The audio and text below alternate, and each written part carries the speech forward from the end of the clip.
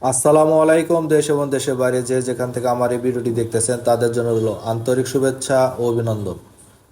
আজকে অনেকদিন পরে ডিপোতে আসছি দরজা ডেলিভারি দেখার জন্য। দরজা কিভাবে ডেলিভারি হয় সেটার ভিডিও নিয়ে আপনাদের মাঝে নিয়ে উপস্থিত হলাম।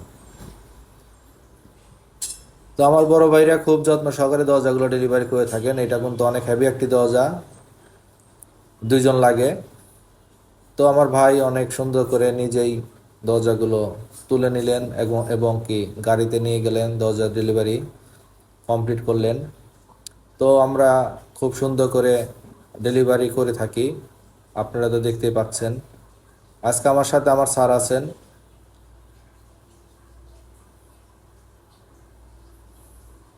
একটা গাড়ি লোড দিতে প্রায় 5-6 জন লোক লাগে। স- তারা সবসময় কন্টিনিউ থাকে, কাজ করেন।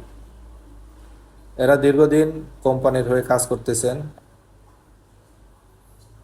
এখানে আমার স্যার আছেন, উজ্জ্বল স্যার আছেন।